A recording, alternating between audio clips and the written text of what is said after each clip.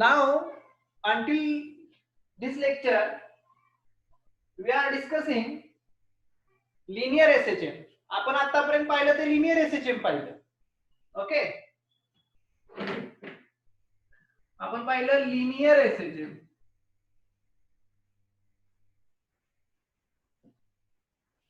Linear SHM म्हणजे काय? एका लाईन मध्ये जर एखादा पार्टिकल काय करतोय, ऑसिलेट होतोय, तर त्याला आपण लिनियर एसएचएम म्हणतो. In this point we are discussing about angular SHM. ठीक आहे, अँग्युलर एसएचएम म्हणजे काय, त्याचं डिस्कशन आपण करणार. तर आपलं टायटल असेल अँग्युलर एसएचएम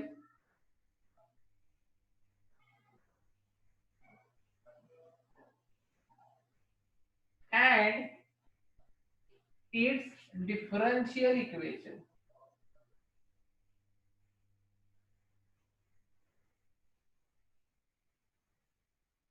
आपण लिनियर एसएचएम आणि त्याचं डिफरन्शियल इक्वेशन सुरुवातीला बघितलं, त्याच्यावरून त्याची वेलोसिटी काढली, ऍक्सेलरेशन काढलं, डिस्प्लेसमेंट काढली, आणि मग आपण सोडवत गेलो पुढे. सगळं आपण डिफरन्शियल इक्वेशन पासून स्टार्ट केलं बाळांनो, बरोबर आहे का? हे सगळं जे आपण स्टार्ट करतोय हे डिफरन्शियल इक्वेशन पासून स्टार्ट करतोय. आज आपण बघणार आहे तर अँग्युलर एसएचएम बघणार आहे. आपण बघणार आहे ते काय बघणार आहे? अँग्युलर एसएचएम बघणार आहे. ठीक आहे, कशाला अँग्युलर एसएचएम म्हणतात, कसं काय असतं त्याची डेफिनेशन, काय असते, त्याचा यूज काय असतो, हे आपण सगळं डिस्कस करणार आहे. Okay, for this we are going to draw one diagram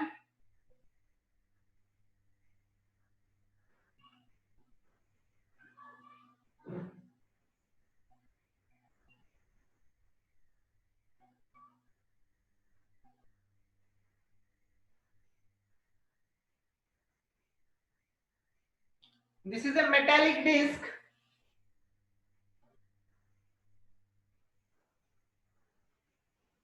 ठीक आहे, मेटॅलिक डिस्क आहे की जी एका वायरला, स्ट्रॉंग वायरला काय केली आहे, कनेक्ट केली आहे.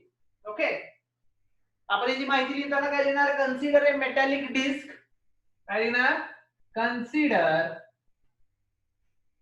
ए मेटॅलिक डिस्क attached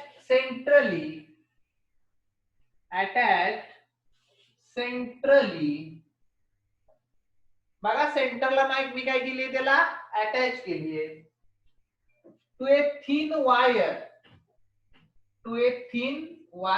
ही वायर स्टील वायर असावी किंवा प्युअर नायलॉन वायर असावी.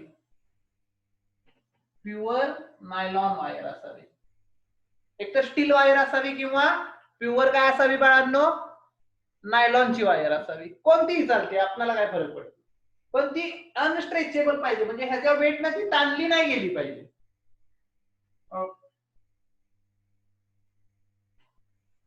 With rigid support.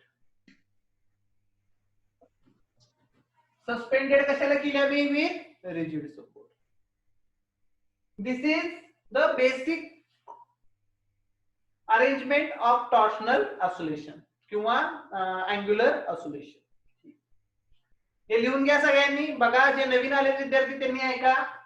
मी काय केलंय, एक स्टीलची वायर घेतलीये, याला स्टील वायर म्हणतो मी.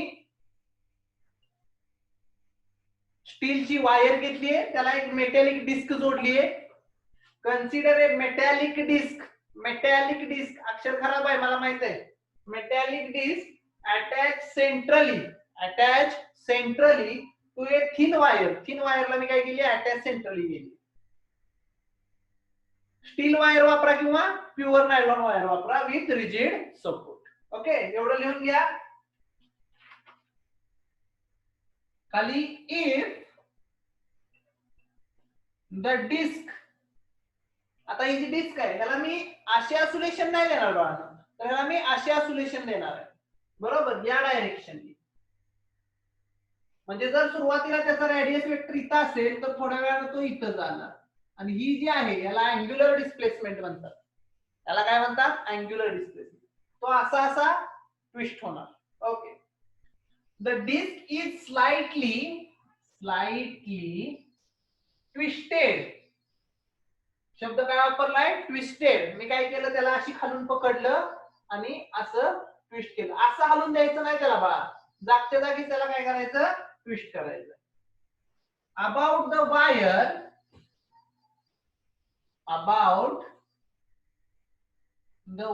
वायरच्या अराउंड काय करतोय तो? स्लाइटली ट्विस्ट होतोय. अँड रिलीज्ड, आणि सोडून दिली. इट परफॉर्म्स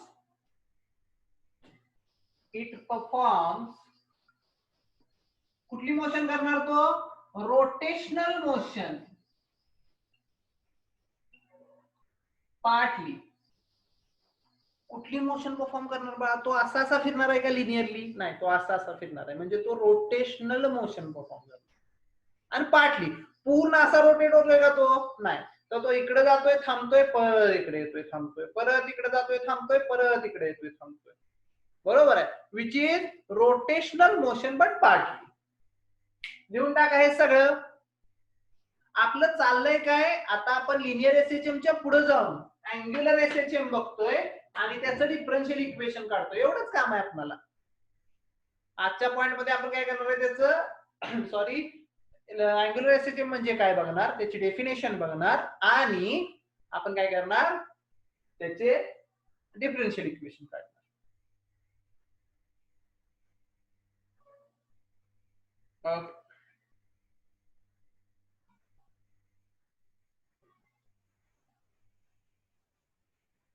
झालं इथपर्यंत? लक्षात आलं सगळ्यांच्या?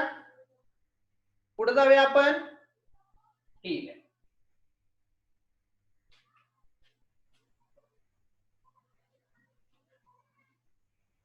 These oscillations,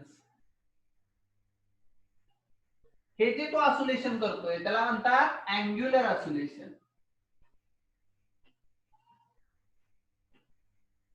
These oscillations are called as angular oscillations. आपण अँग्युलर एसएचएम ची डेफिनेशन नाही लिहिलेली, अँग्युलर ऑसिलेशन सांगतोय. एसएचएम कशाला म्हणतात? सिंपल हार्मोनिक मोशन कशाला म्हणतात? ज्याचा acceleration is directly proportional to displacement. आणि डायरेक्शन काय पाहिजे त्याची? अपोजिट पाहिजे. म्हणजे जर a is directly proportional to x असेल आणि चिन्ह मायनस असेल तरच ती मोशन काय असते? एसएचएम असते. ही आपली डेफिनेशन झाली. नसेल तर अवघडून बघा आधी एसएचएम ची डेफिनेशन. सगळ्यांनी बघा. एसएचएम ची डेफिनेशन काय? इफ द ऍक्सिलरेशन किंवा restoring force is directly proportional to कशाला? डिस्प्लेसमेंटला. फोर्स किंवा ऍक्सिलरेशन चालते दोन्ही सुद्धा, कारण की मासच मल्टिप्लाय करतो आपण फोर्स करण्यासाठी. Acceleration is directly proportional to कशाला? एक्स ला. आणि चिन्ह काय पाहिजे? मायनस पाहिजे. तेव्हा ती मोशन काय म्हणतात? एसएचएम म्हणतात. बरोबर. आता अँग्युलर मध्ये लिनियर ऍक्सिलरेशन जर ए असेल, अँग्युलर ऍक्सिलरेशन असतं अल्फा. अँग्युलर ऍक्सिलरेशन काय असतं? अल्फा.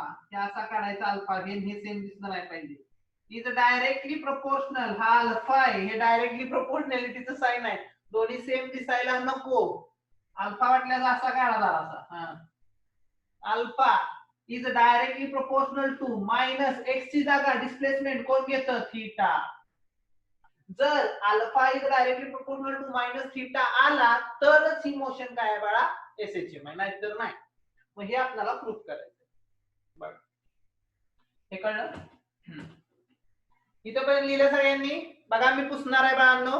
लिहिलं का सगळ्यांनी? Consider a metallic disc attach to centrally. सेंटरला अटॅच केल्या. एक मेटलची डिस्क घेतली, त्या सेंटरला काय केलं? अटॅच केले आणि त्याला टॉर्शन ऑसिलेशन दिले with rigid support. If the disc is slightly twisted, slightly मी काय केली? त्याला ट्विस्ट केली. About the wire and release, it performs rotational motion partially. These oscillations called as angular oscillation. ठीक आहे. पुढचं लिहूया. इथं देतो. Now the metallic disc, बघा तुमच्यामुळे माझं दोनदा लिहून होतंय. Now the metallic disc when twisted, metallic disc काय करतोय? मी ट्विस्ट करतोय. performs an oscillatory motion, त्याला आपण अँग्युलर ऑसिलेशन नाव दिले. त्याला नाव काय दिले? Angular oscillation. इन विच, बघा बाळांनो हे महत्वाचं आहे, in which restoring force is directly proportional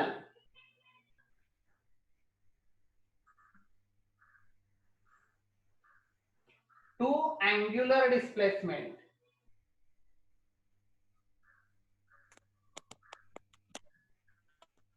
बघा बाळांनो मी हे वाक्य काय लिहिलंय, रिस्टोरिंग टॉर्क किंवा रिस्टोरिंग फोर्सच्या ऐवजी आपण शब्द काय वापरणार? Torque, TORQUE. कारण की रोटेशनल मोशन मध्ये जो फोर्स अप्लाय होतो त्याला टॉर्क म्हणतात. कालच आपण डिस्कस केलं. In which the restoring torque is directly proportional to angular displacement. कसं असतं दाखवतो बघा. तुम्ही मला प्रश्न विचारा, मी विचारायची गरज नाही. समजा मी हळू ह्याला थोडंसं ऑसिलेशन दिलं, हा थोडासा इकडे येणार, म्हणजे रिस्टोरिंग टॉर्क समजा 5 लागला, त्यावेळी किती लागला? 5. आता मी त्याला जास्त ऑसिलेशन दिलं, म्हणजे हा थीटा वाढवला इथपर्यंत, येणारा टॉर्क काय असणार आहे? कमी असणार आहे का जास्त असणार? जास्त असणार. म्हणजे जेवढा थीटा वाढेल तेवढा टॉर्क वाढणार, जेवढा थीटा वाढेल तेवढा टॉर्क वाढणार. That's why the restoring torque is directly proportional to angular displacement. समजतंय बाळांनो? म्हणजे तो म्हणजे टॉर्क बघा बाळांनो. Torque is directly proportional to angular displacement. इथपर्यंत आपण आलो. चिन्ह मायनस का? कारण की डिस्प्लेसमेंट जर इकडे असेल तर टॉर्क अलीकडे लागणार, डिस्प्लेसमेंट इकडे असली टॉर्क इकडे लागणार. लक्षात येते? त्यांची डायरेक्शन काय असणार? अपोजिट असणार. पुन्हा बघा, displacement in this side, torque act on this side, म्हणून चिन्ह मायनस दिले. ओके, याच्यानंतर हे लिहा, लिहून टाका लगेच. बघा हे वाक्य, now the metallic disc when twisted performs an oscillatory motion in which restoring torque, restoring काय बाळा? torque is directly proportional to angular काय? displacement. That's why तो is directly proportional to angular displacement. In opposite direction म्हणला तरी चालतंय, in opposite direction. दोघांची direction काय? Opposite आहे, म्हणून तर मायनस चिन्ह लिहिलंय बाळा. बरोबर आहे का? लिहून टाका. आता इथनं पुढे सोपं आहे बाळा, इथून पुढे फालतू. आता इथपर्यंत पोहोचलो की संपलं सगळं. तो इज डायरेक्टली प्रोपोर्शनल टू काय? Minus theta. सगळ्यांनी लिहून घ्या बाळांनो. मग आता आपण डेरिव्हेशनला हात घालूया.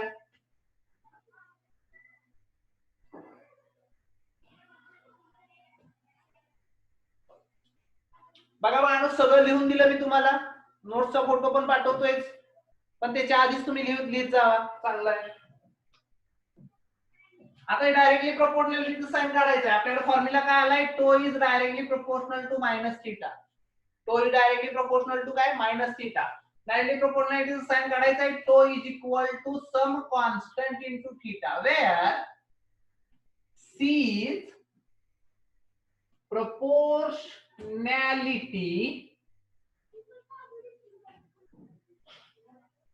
proportionality constant. बाळा हे काढण्यासाठी मला काहीतरी कॉन्स्टंट घ्यावा लागतो. हे काढण्यासाठी काहीतरी कॉन्स्टंट घ्यावा लागतो ना. इथं सी घेतलाय कॉन्स्टंट. कुठला कॉन्स्टंट घेतलाय बाळा? सी कॉन्स्टंट घेतलाय.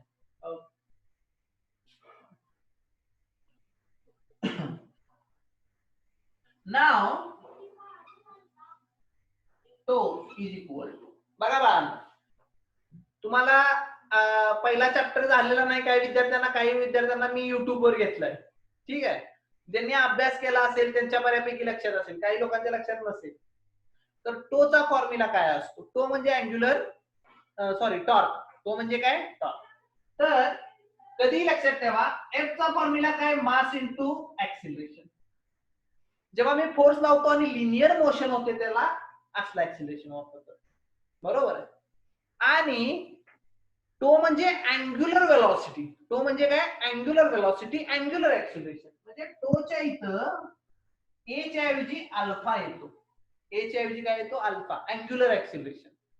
आणि एम च्या जागी रोटेशनल मोशन मध्ये कोण येतो तर आय येतो बाळांनो. कोण येतो आय. जर माहित नसेल तर लक्षात ठेवा, वाक्य लिहा तिथं, तोचा फॉर्म्युला असतो आय अल्फा. आय म्हणजे मोमेंट ऑफ इनर्शिया. आपले युट्यूबचे पहिले व्हिडिओज बघा वाटल्यास, तो चॅप्टर पण मला वाटते घ्यावा लागणार आहे, पण तो आपण आता ऑफलाईनला घेऊ. ठीक आहे, आता आपण पुढे जाणार आहे, तो चॅप्टर आपण ऑफलाईनला परत वाटल्यास रिवाइज करू, काय प्रॉब्लेम नाही. तो इज इक्वल टू काय बाळा I alpha. I alpha where I काय वेअर आय काय, आयचा फॉर्म्युला माहित आहे तुम्हाला. आय म्हणजे moment of inertia, mass into डिस्टन्सचा square. I is equal to moment of inertia, त्याला म्हणायचं मोमेंट ऑफ इनर्शिया. आणि अल्फा काय, अल्फा काय अँग्युलर ऍक्सिलरेशन. अँग्युलर ऍक्सिलरेशन बघा, आय काय मोमेंट ऑफ इनर्शिया. माहित नसेल पुन्हा युट्यूबचे व्हिडिओज बघा, माझा 2 नंबरचा 3 नंबरचा व्हिडिओ आहे युट्यूबवर, रोटेशनल डायनॅमिक्स घेतले मी त्यात, बघा वाटल्यास ते तुम्ही. जर नाही कळलं कॉल करा मला विचारा, मी सांगेन तुम्हाला. ओके ठीक आहे. तो इज इक्वल टू काय आय अल्फा. आय म्हणजे काय मोमेंट ऑफ इनर्शिया. हा पॉइंट आपण परत डिस्कस करणारच आहे, don't worry about it, revision घेणारच आहे. कारण की युट्यूबचे लेक्चर किती मन लावून आपण बघितले ते आपल्या मनाला पण माहित आहे. ठीक.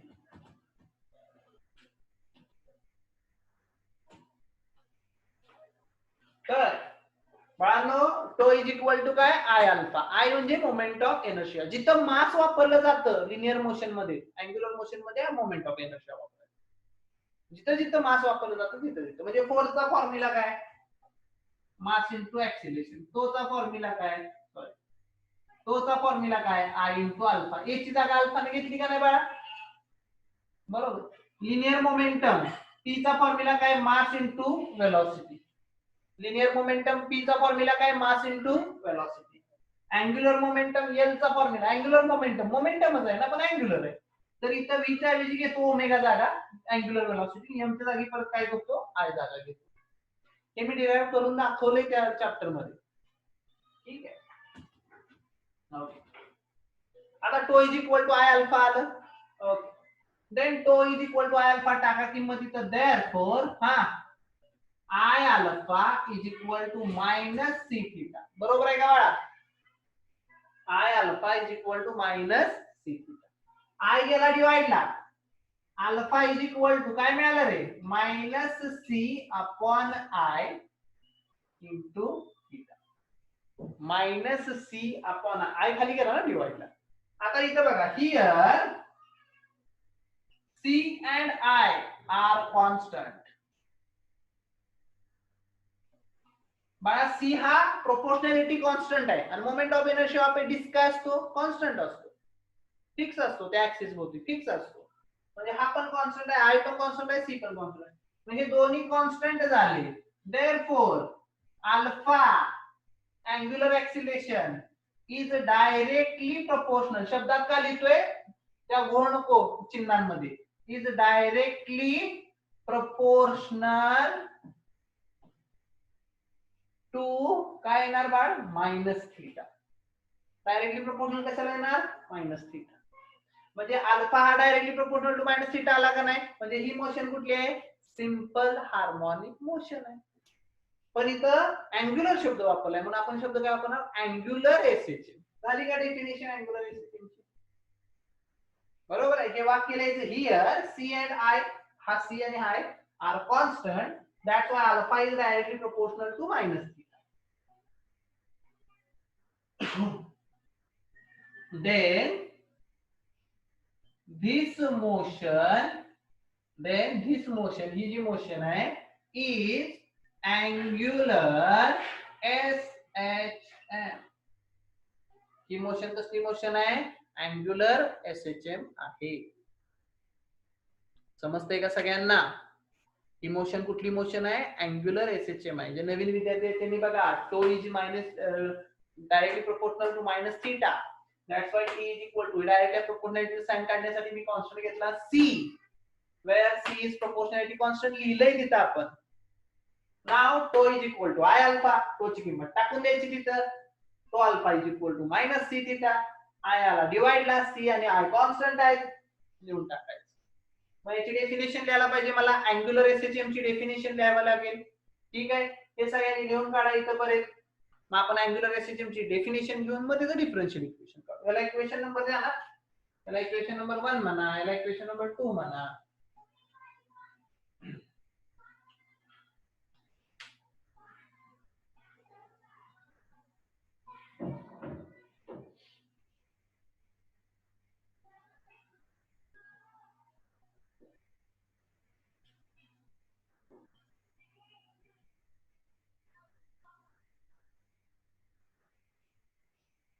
समजतंय का बाळांनो? काय काय विद्यार्थी जाऊन परत पाठी आले. देवेन, अनिकेत, परत शाहिद. बाळांनो थोडस लक्ष द्या. युट्यूबला टाकतोच पण इथं पण लक्ष द्या. थोडस तुम्ही जाऊन मागायला त्यामुळे मध्येच थोडस डिस्कनेक्ट झालं असेल. झालं का लिहून? कुणाला विचारू आता? जुनेद झालं का बाळा लिहून? हा सर. ओके, पुढे घेऊया, डेफिनेशन घेऊया. हा ओके, चला डेफिनेशन लिहून घ्या. सगळ्यांनी टायटल टाका. टायटल टाका बाळांनो. Angular SHM.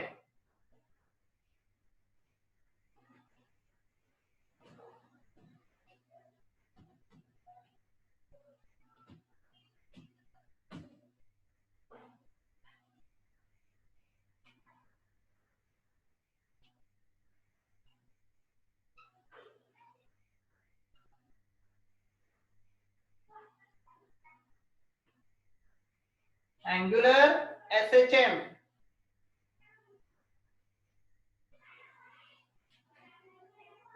It is defined as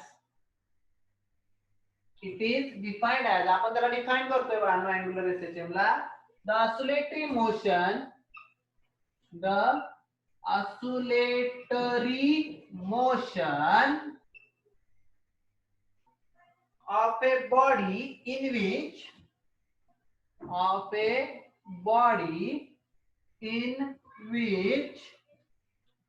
काय नियम आहे? angular acceleration is directly proportional to angular displacement and these two are oppositely directed. एवढंच द्यायचं आहे आपल्याला. in which the angular acceleration किंवा टॉर्क म्हणला तरी चालतंय, काही म्हणा. अँग्युलर ऍक्सिलरेशन म्हणला किंवा टॉर्क म्हणला तरी चालतंय. अँग्युलर ऍक्सिलरेशन और torque is directly proportional to angular displacement and directly proportional to angular displacement आहे. थोडस अंधुक दिसायला लागलं ना शाई भरतो. angular displacement but it's oppositely directed. दोघांची डायरेक्शन काय पाहिजे बाळा? अपोजिट पाहिजे. एवढं लिहूया आणि मग चालू. and they are oppositely. कसे बाळा? oppositely directed. They are oppositely direction किंवा the direction of the angular acceleration is opposite to the angular displacement असं म्हणलं तरी चालतं. पण ते दोन्ही एकामेकाला काय आहेत? अपोजिटली डायरेक्टेड आहे. ही डेफिनेशन तयार झाली. सिंपल डेफिनेशन दिली, लिहून टाका सगळ्यांनी. कळलं नाही तर विचारा बाळांनो. कळलं नाही तर विचारा.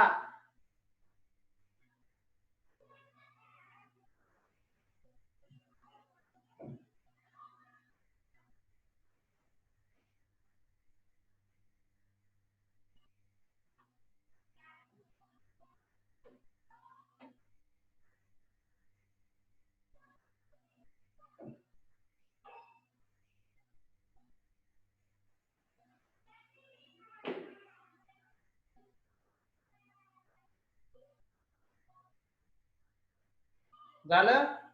मग आपण याचं आता डिफरन्शियल इक्वेशन काढायचं. डेफिनेशन झाली आपली, आता डिफरन्शियल इक्वेशन काढायचं.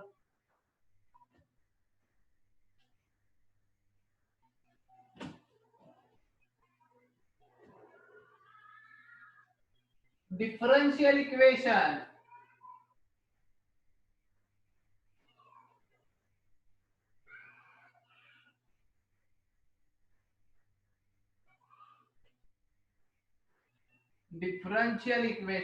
डिफरन्शियल इक्वेशन काढण्यासाठी मला काय करावं लागेल, इक्वेशन नंबर 1 वापरावं लागेल. फ्रॉम इक्वेशन 1, चला इक्वेशन 1 काय आहे कोण सांगू शकतंय का मला? कोण सांगतंय? श्रेयस सांगतोय का? Hello Shreyas, Sahil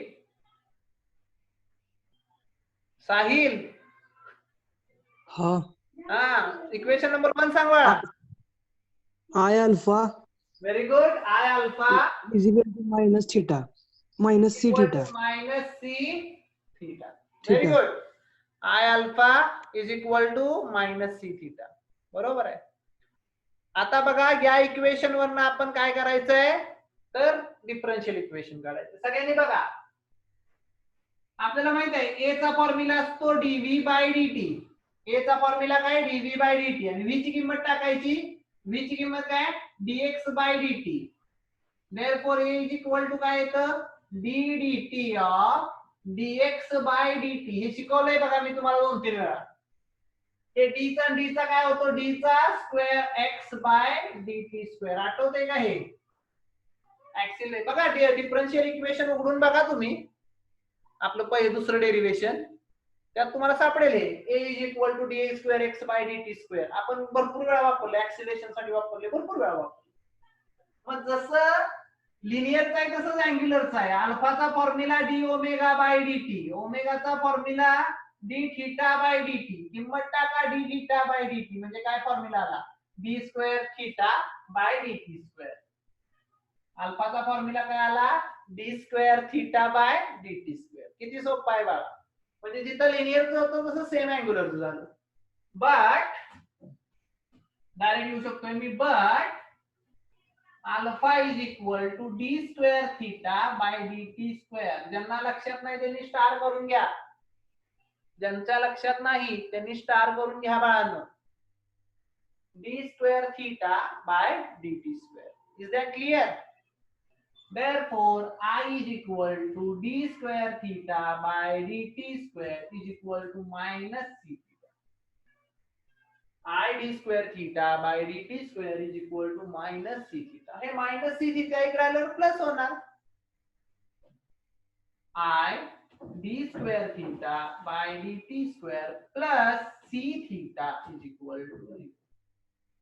And this is differential equation. काय अवघड नाही बाळांनो, फक्त अल्फाची किंमत घालायची आणि त्याला उचलून इकडे टाकायचं.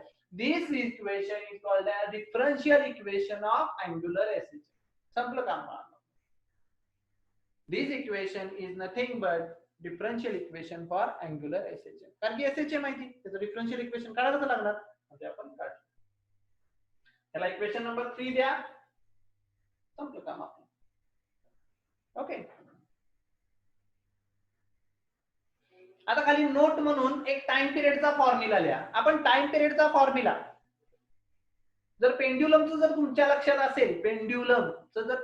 असेल, पेंड्युलमला आपण टाइम पिरियड काढला होता, तर त्याचा फॉर्म्युला असतो T is equal to 2 pi under root acceleration per unit mass. बघा जरा, acceleration per unit displacement, sorry, acceleration per unit displacement. Late आला संकेत आज.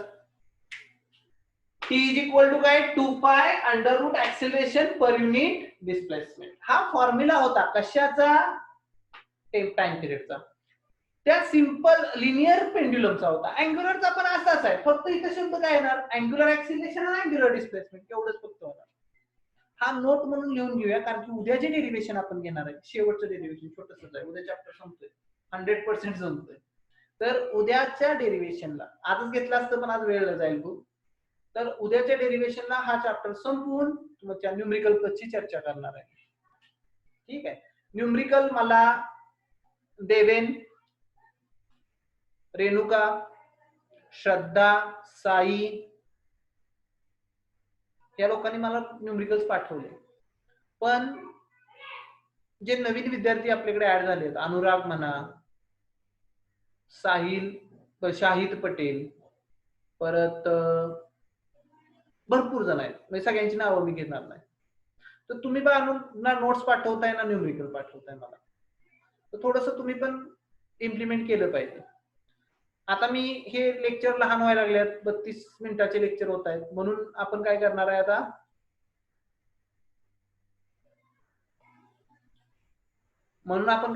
आता, लेक्चर्स याच्यावर घेणार आहे. सॉरी, लेक्चर्स आपण घेतोय ते जिओमीट ऍपवर घेणार आहे लवकरच, कारण की जिओमीटला लिमिट नाहीये. हवं तेवढं आपण लेक्चर घेऊ शकतो, म्हणजे 1 तासाचं होणार, हवं तेवढं म्हणजे 2-3 तास नाही होणार, 1 तासाचं लेक्चर होणार, पण प्रॉपर 1 तासाचं होणार, म्हणजे जेणेकरून काय होईल, जास्तीत जास्त पॉईंट कव्हर होतील. कारण तुमचा सिलेबस बाळांनो रिड्यूस केलाय, ह्याचा अर्थ तुमची एक्झाम टाइम मध्येच होणार, हे पहिलं लक्षात ठेवा. नाही तर तुम्ही म्हणाल सर आम्हाला शिकवायला आमचं कॉलेज नाही झालं, आमची एक्झाम पण पुढे जाईल, हे डोक्यातनं पहिलं काढून टाका. त्यांनी सिलेबस रिड्यूस केला याचा अर्थ काय, लेक्चर एक्झाम टाइम टू टाइमच होणार. आणि आपण पासिंग साठी लढणारी माणसं नाहीये, आपल्याला स्कोरिंग साठी करायचंय काम. तर थोडस लेक्चर जास्तीत जास्त अटेंड करून वेळच्या वेळी न्यूमरिकल्स पाठवा. आणि गंमत काय बाळांनो, आता सॉल्व्ड न्यूमरिकल्स आहेत, जे ब्रॅकेट मधले न्यूमरिकल्स आहेत, ते सगळे ह्या वर्षी काढून टाकले. बघा तुम्ही, थिंक जे क्वेश्चन होते ब्रॅकेट मध्ये, येलो ब्रॅकेट, वेगवेगळे ब्रॅकेट्स होते, त्याच्यामधलं सगळं काढून टाकले. म्हणजे एक्झरसाइजचे न्यूमरिकल्स आपल्याला जास्तीत जास्त येणार आहेत. सगळेच न्यूमरिकल कशाचे येणार आहेत, एक्झरसाइजचे न्यूमरिकल येणार आहेत. पहिलं कसं असायचं, सॉल्ड आणि अनसॉल्ड यायचे, आता फक्त अनसॉल्ड वर येणार, कारण की सॉल्ड सगळे काढून टाकले त्यांनी. Non evaluated in this year असं त्यांनी स्पष्ट मेन्शन केले. त्यामुळं तुम्ही जास्तीत जास्त न्यूमरिकल एक्झरसाइज मध्ये सोडवले पाहिजे. आता मला वाटतं आपण सगळे न्यूमरिकल्स बऱ्यापैकी सांगितलेत, विद्यार्थ्यांनी सोडवले, छान सोडवलेत. काल देवेंद्र पाठवले, मला श्रद्धा पाठवतीये, हिचे आले, रेणुकाचे आले, देवेंचे आले, साईचे आले, खूप चांगले न्यूमरिकल सोडवलेत मुलांनी. हा, तुम्हाला जे येत नाही, 23वा न्यूमरिकल काही लोकांना जमलेलं नाही, बरोबर आहे, तो मी सोडवून देणार उद्याच्या लेक्चरला. आणि सगळे न्यूमरिकल मी आणि सोडवून पाठवणारच आहे बाळांनो तुम्हाला, त्याची काही काळजी करूच नका तो.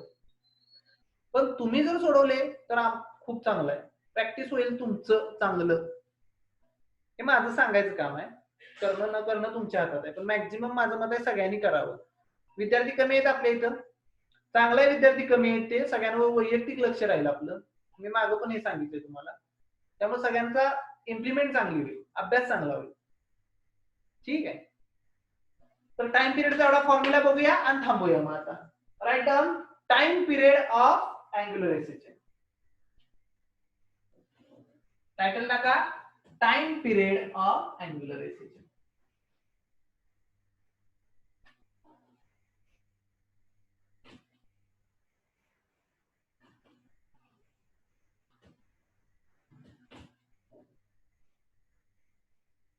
Time period of angular SHM. The time period of angular SHM is direct formula आहे बघा, नोट आहे, त्यामुळे डायरेक्ट फॉर्म्युला हा यूज करायचा आहे पुढे म्हणून आता लिहून देतोय, तसं काही लिहून द्यायची गरज नव्हती, पण यूज करायचं आहे म्हणून लिहून देतो. Time period of angular SHM is T is equal to 2 pi upon omega. पण ओमेगाची किंमत काय येणार, under root. T is equal to under root, sorry 2 pi वर राहिलं ना, under root angular acceleration per unit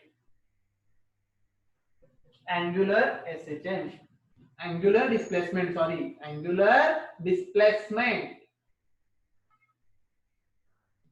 म्हणजे फॉर्म्युला असतो T is equal to 2 pi under root alpha upon theta. बाळांनो हे सर्वांनी चांगलं करा. फॉर्म्युला काय, 2 pi under root alpha upon theta.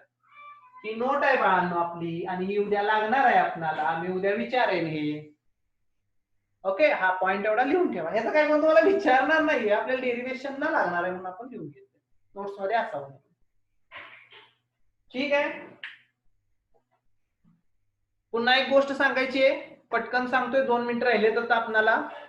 जे नवीन विद्यार्थी आहेत त्यांनी पटकन रजिस्ट्रेशन करून घ्यायचंय सर्वांनीच, आणि आपल्या क्लासला मदत करायची आहे लेक्चर्स कंटिन्यू होण्यासाठी. आपले लेक्चर्स आता सगळ्या सब्जेक्टचे चालू झालेत. मॅथ्सचं लेक्चर सॅटर्डे संडे होणार आहे. मॅडमचं कनेक्टिव्हिटी चालू झाली तर आठवड्यातून त्यांचेही लेक्चर लागतील. त्या आठवड्यात त्यांचं पण होऊन जाईल. बायोचे लेक्चर चालू आहेत. बायोचे लेक्चर नरुले मॅडम आणि बाबर सर दोघं घेत आहेत. पण आता नरुले मॅडमच्या इथे सुद्धा कनेक्टिव्हिटीचा प्रॉब्लेम आहे. त्या इकडे कराडला शिफ्ट होणार आहेत, त्यावेळी त्या लेक्चर चालू करतील. केमिस्ट्रीचे लेक्चर चालू आहेत शिंदे सरांचे, आता लगेच पाटील सरांचे पण चालू होत आहेत. ओके, म्हणजे सगळा तुमचा सिलेबस कव्हर करायचा माझी गडबड चालू आहे. तुमचा सिलेबस सगळा वेळच्या वेळी कंप्लीट व्हावा. एक्झामला जाताना तुम्ही प्रॉपर सगळा सिलेबस तुमच्याजवळ असावा. आता काही विद्यार्थी म्हणतील सर तुम्ही युट्यूबला जे लेक्चर घेतले, आधी 2 चॅप्टर घेतले, त्याचं काय, तर त्याची मी रिव्हिजन परत घेणार आहे. Don't think about that. फिजिक्सची काही काळजी करू नका. फिजिक्सच्या सगळ्या नोट्स, फिजिक्सचे सगळे चॅप्टर्स तुम्हाला प्रॉपर मिळतील. केमिस्ट्रीच्या सुद्धा नोट्स सरांनी तुम्हाला पाठवलेले आहेत. बायोचे सर सुद्धा तुम्हाला नोट्स पाठवत आहेत, तुम्ही सुद्धा त्याच्या नोट्स काढत जावा. ज्या काही क्युरी आहेत त्या आमच्याशी डिस्कस करा डायरेक्ट. ठीक आहे, कुठलीही क्युरी आली कधीही कॉल करा, कधीही डिस्कस केलं तरी चालेल. लेक्चर जास्तीत जास्त अटेंड करा. थोडेफार इकडे तिकडे मला माहित आहे सध्या वातावरण तसं असल्यामुळे थोडस होतंय मी सांगे, तर होऊ द्या. युट्यूबचे लेक्चर बघितले तरी चालतील, पण जास्तीत जास्त इथं लाईव्ह अटेंड करा म्हणजे तुम्हाला समजेल.